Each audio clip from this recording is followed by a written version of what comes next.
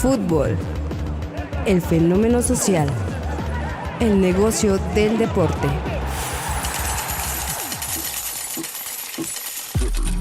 Homo Ludens, conducido por Carlos Alberto, un podcast de Se Quema la Base.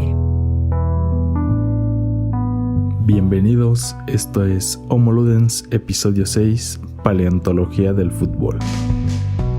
En este episodio voy a tratar de explicar la más reciente obra del filósofo ruso Alexander Dugin, que se denomina Noomagia, escrita en 22 volúmenes, en donde expone su teoría de los tres logos distintos y la interrelación e influencia que tienen estos tipos de logos en la cultura y en las distintas manifestaciones de la vida humana, como puede ser la religión, las artes, los mitos, las leyendas, etc. Y por supuesto el fútbol.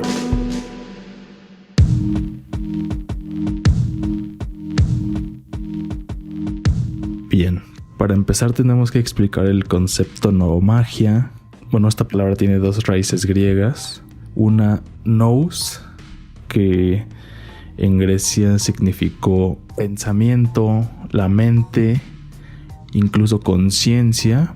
Esto es lo que nos distingue de los otros seres animados que pueblan la tierra. Y el otro vocablo es maquia, que significa guerra, batalla. Entonces podemos decir que noomagia significa guerra en la mente, guerra o batalla dentro de la mente. Podemos decir que el ser humano es el único ser que presenta este tipo de conciencia. Por lo tanto, esta batalla solo se libra en la mente del ser humano.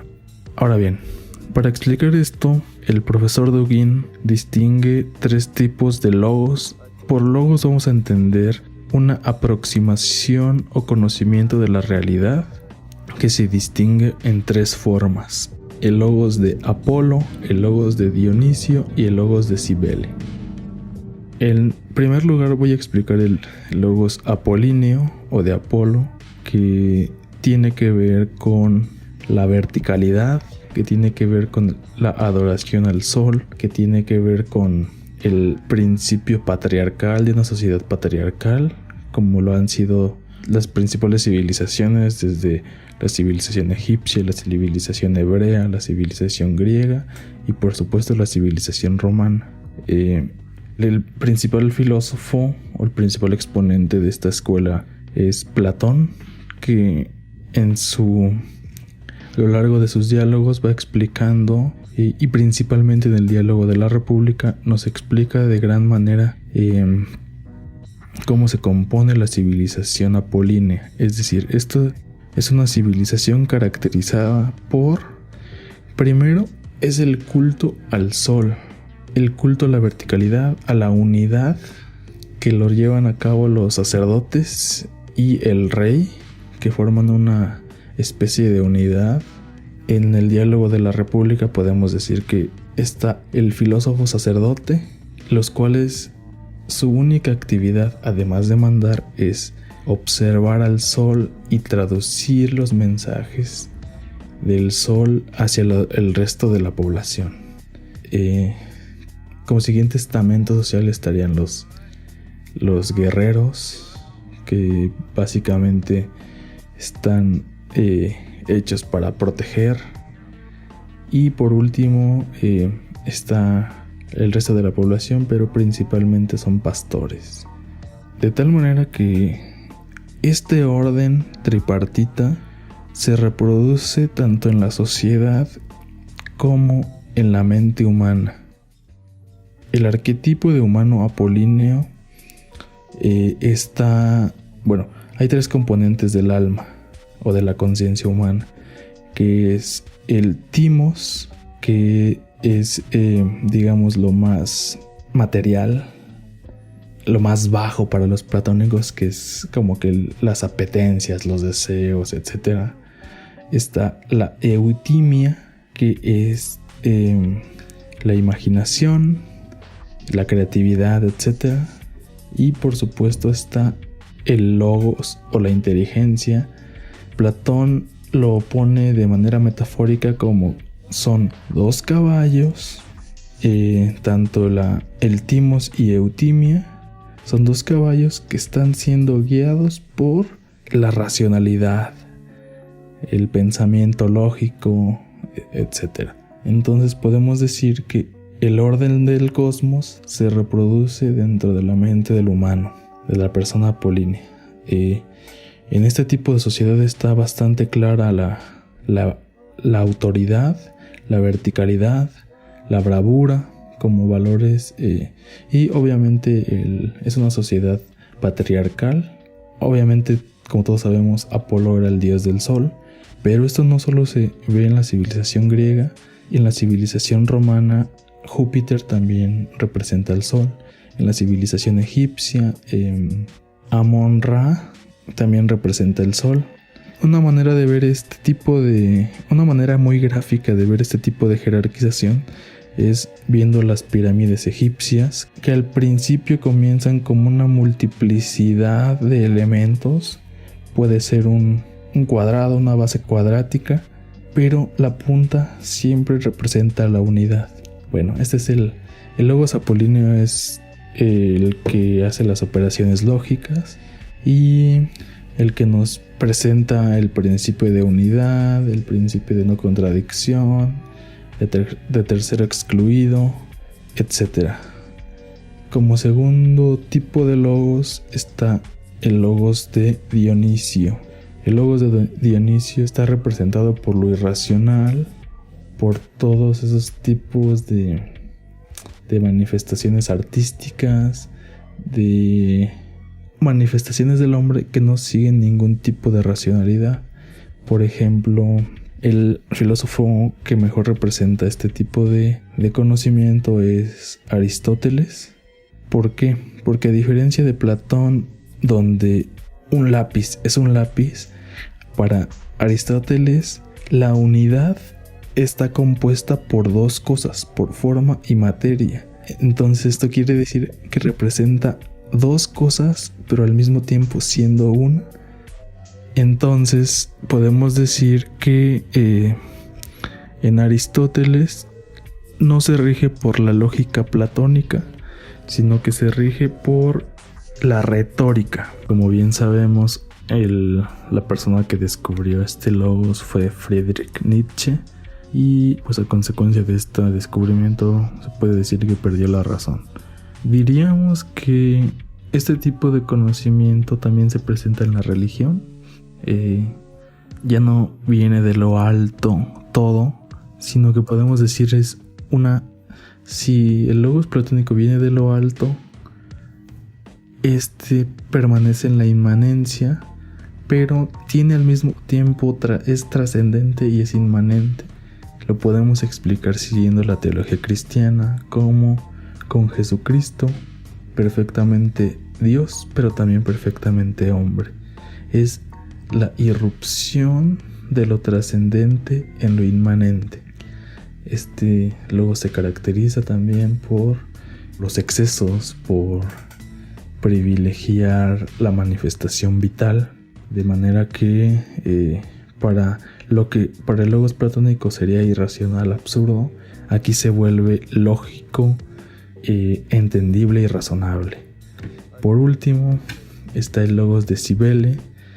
Este logos es recientemente propuesto por el filósofo Alexander Dugin, en donde a raíz de la investigación que realizó sobre las obras de Vanhoffen, que se llama El Derecho Materno, y algunos otros antropólogos e historiadores, se dio cuenta que este tipo de conocimiento se caracteriza porque no tiene ningún tipo de conciencia de lo trascendente.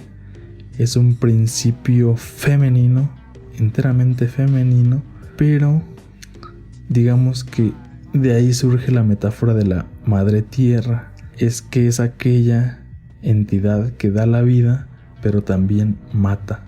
Que esta entidad no viene desde lo alto hacia lo bajo, sino que esta surge de la tierra, de la superficie, y regresa a la superficie.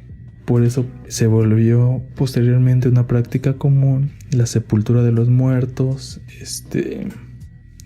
incluso algunos tipos de penas en las civilizaciones romana y griega incluían el ser sepultados bajo tierra. Podemos decir que el animal que representa este tipo de civilización es el pez o la serpiente. ¿Por qué? Porque ellos viven dentro de la tierra y dentro del agua. Ellos están ya inmersos en la realidad. No vienen de lo alto, no tienen ningún tipo de sentido de la trascendencia y son puramente materialistas. Estos tres tipos de conocimientos se encuentran en constante choque y a veces algunos rasgos se manifiestan en una sociedad de manera más contundente que otro, pero los tres están presentes en todas las civilizaciones y en todas las culturas. Ahora bien, ya hablando, concentrándonos un poco en el espacio indoeuropeo, podemos explicar que los orígenes del hombre indoeuropeo, como hombre indoeuropeo quiero decir que sus horizontes existenciales se encuentran determinados por el hecho de que hablen un idioma indoeuropeo. Podemos decir que esto abarca desde Rusia, desde India incluso, hasta Europa occidental, puesto que todos ahí, desde países como Afganistán, Pakistán, la India, Italia, Alemania, Francia, Arabia Saudita, todos, Israel, todos esos países tienen como distintivo que sus idiomas provienen de un ancestro común que es el indoeuropeo. Ahora bien, aquí tenemos que acudir al concepto de Turán en oposición al de Irán. Digamos que Turán, los historiadores aún no se han puesto de acuerdo 100%, pero podemos decir que el inicio de la civilización indoeuropea la podemos establecer entre los Balcanes y entre los montes Urales, y se caracterizó en primer lugar porque los primeros pobladores fueron nómadas y pastores. Ahora bien, posteriormente fueron los primeros que domesticaron al caballo. ¿Qué representa la domesticación del caballo? La posibilidad de desplazarse. Inicialmente se desplazaron para alimentar a sus propios animales, pero lo principal es que gracias a esto pudieron expresar el tipo de logos o el tipo de actitud y de representaciones vitales que los impulsó a seguir. Curiosamente, y regresamos a logos de Dionisio, el desplazamiento que siguieron estas tribus europeas fue siguiendo la trayectoria del sol. Es muy importante que entendamos que el sol para ellos representó quizá su única orientación con las demás estrellas, pero pues el sol siempre sigue la misma trayectoria. Entonces podemos decir que al principio se sintieron fascinados por este sol, por este astro. Acudimos para explicar la importancia de este símbolo. Acudimos a la teoría de las etapas civilizatorias del etnólogo Leo Frobenius. La primera etapa se caracteriza por la fascinación. Algo te posee, algo te fascina. Puede ser la belleza, puede ser Dios, puede ser el medio ambiente, etc. La segunda etapa es la expresión de esa posesión. Tú quieres expresar esa fascinación para en cierto modo liberarte de ella. Y la tercera etapa es la aplicación práctica del concepto. Ahora bien, ¿qué concepto descubrió la primera civilización indoeuropea? Bueno, pues primero fue el sol. ¿El sol qué representa? Pues la luz, representa el día, representa el cielo, representa el fuego. Y con fuego quiero decir las armas de fuego, el fuego para comer, representa el calor, etc. El cielo. ¿Por qué? Porque a partir de ese concepto del sol se origina toda una teología en donde, digamos, para la religión indoeuropea no era ningún mal morir joven, puesto que como lo primero que descubrieron fue el concepto del círculo, en el círculo todo vuelve a reiniciar. Entonces ellos tenían la concepción de que cuando murieran regresarían al cielo, y por eso también los ritos los ritos fúnebres se caracterizaban principalmente por la cremación. ¿Por qué por la cremación? Porque en la cremación, al momento que se consume el cuerpo, las cenizas van hacia el cielo. Ellos no tenían ningún tipo de conciencia de ningún tipo de inframundo, de infierno, etc. Incluso en esta civilización, el mal está representado por la serpiente y por el ratón. ¿Por qué? Porque esos animales viven en la superficie, son lo más bajo de la creación, nunca aspiran a elevarse. Y bueno, entonces les fascinó el sol. En la segunda etapa pasaron a la expresión de esa fascinación mediante el círculo. Ellos primero, la primera figura que descubrieron fue el círculo, como un tipo de ciclo que les explicaba toda su existencia. Y ahora pasamos a la tercera etapa, la aplicación del concepto. ¿Cómo se aplica el concepto del círculo de manera práctica? Pues inventan la rueda, inventan el carruaje. ¿Esto qué significa? Les permite expandirse, la rueda te permite desplazarte y el carruaje te permite una manera más eficiente de transporte, más rápida, más veloz, y esto fue una ventaja comparativa respecto de los otros pueblos. Y en gran medida también el fuego explica la expansión tan rápida que tuvieron estas civilizaciones sobre otras. Bueno, habiendo explicado la teoría de Frobenius de las etapas civilizatorias, pasaremos a nuestro objeto de estudio de este podcast, que es el fútbol. ¿Por qué relacionamos esto con el fútbol? Pues bien, de alguna manera pensamos que la fascinación de los antepasados indoeuropeos está reflejada en el deporte conocido como fútbol, porque hay un cierto tipo de fascinación expresada en una cancha que está rodeada de símbolos, que está plagada de símbolos. Podemos ver el círculo una y otra vez, desde el elemento de la media cancha, que es un círculo, lo cual nos recuerdan los orígenes indoeuropeos. Quizás esto es una manifestación quizás inconsciente, pero demuestra que probablemente Frobenius tiene cierto tipo de razón. Alexander Dugin también lo ha esbozado. El punto penal, ¿por qué son círculos? ¿Por qué no fueron cualquier otro tipo de símbolo? Una cruz, ¿por qué no fue un triángulo o algo así? Sino es un círculo que igualmente nos representa la manifestación de ese conocimiento apolíneo que tuvieron pues la civilización indoeuropea. El tiro de esquina, si juntamos los 4 cuartos que están en el corner de un cuarto de círculo, podemos decir, se forma una circunferencia. Si juntamos las 2 medias lunas en las áreas, se forma una circunferencia, la de la media cancha, etc. Y normalmente ahora pasamos a la aplicación.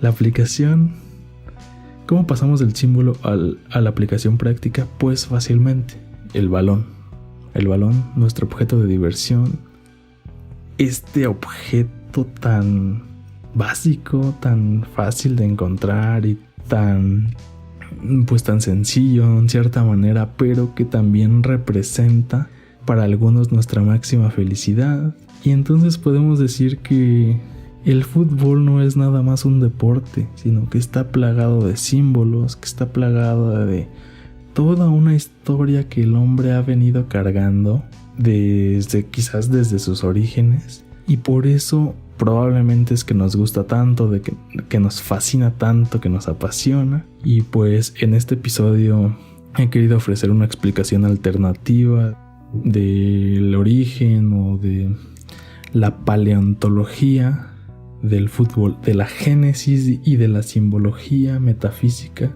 de lo que representa el fútbol. Y pues espero que te haya gustado y nos vemos en la próxima. Gracias. Homo Ludens.